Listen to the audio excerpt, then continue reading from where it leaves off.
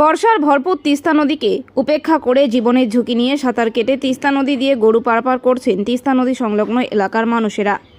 এমনই চিত্র ক্যামেরায় উঠে আসলো জলপাইগুড়ি সদর ব্লকের ৫ নং তিস্তা নদী এলাকায়। ওই এলাকার বাসিন্দা সুভাষ মণ্ডল ও সঞ্জয় সরকাররা ভরপুর তিস্তা নদী দিয়ে সাঁতার কেটে গরু পারাপার করছেন এপারে। উল্লেখ্য, তিস্তা নদীর বহিরাচর এলাকায় অনেক মানুষেরাই বসবাস করে থাকেন। তাদের মূল জীবন জীবিকা কৃষিকাজ ও পশু প্রতিপালন। তবে তিস্তা নদীর চরের জমি চাষবাসের ক্ষেত্রে অনেকটাই উপযোগী এবং প্রচুর ফসল উৎপাদন হয়ে থাকে। তাই তিস্তা নদীর পার্শ্ববর্তী মানুষেরা নদীর চরে চাষবাস করে থাকেন এবং গরু চড়াতে নিয়ে যান। তবে ভরপুর বর্ষায়ও জীবনের ঝুঁকি নিয়ে গরু পারাপার করেন।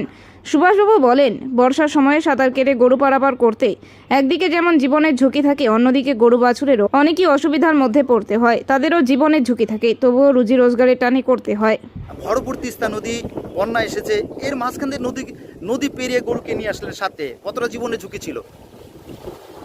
কতটা জীবনের ঝুঁকি ছিল? হ্যাঁ, কতটা কতটা জীবনের ঝুঁকি রয়েছে? বলছিলাম অনেকটা ভরপুর তিস্তা এই মুহূর্তে, তো সাথে নিয়ে আসলেন, কতটা কষ্ট হলো? আপনাদের কি নৌকো নেই? নৌকো আছে, তো গরু নিয়ে আসতে গেলে আর নিতে গেলে আনতে গেলে তো ওই সাথে আসতে হবে, এইভাবে আসা যাবে। কেন গরুতে আনা যায় না নৌকোগুলো? না না না গরুতে আনা যায় না? না। বলছিলাম প্রতিদিনই কি এইভাবে যাতায়াত করেন? প্রতিদিন। তাতে তো অনেকটাই যখন বর্ষা উত্তাল তিস্তা থাকে তখন তো অনেকটাই ঝুঁকি থাকে জীবনে। না, তখন তো বেশি উত্তাল থাকে, তখন তো আমরা গরুর বাছুর নিয়ে যাই। এই মুহূর্তে তো অনেকটা জল বাড়তি রয়েছে, এখন কোনো সমস্যা নেই, এখন সেরকম সমস্যা হয় না। না। তবুও সাথে গিয়ে গরুর কোনো অসুবিধা? গরুর তো অসুবিধা হবেই, তবুও অনেকটা জীবনের ঝুঁকি তো থাকেই। হ্যাঁ, অবশ্যই থাকে। কি নাম দাদা আপনার?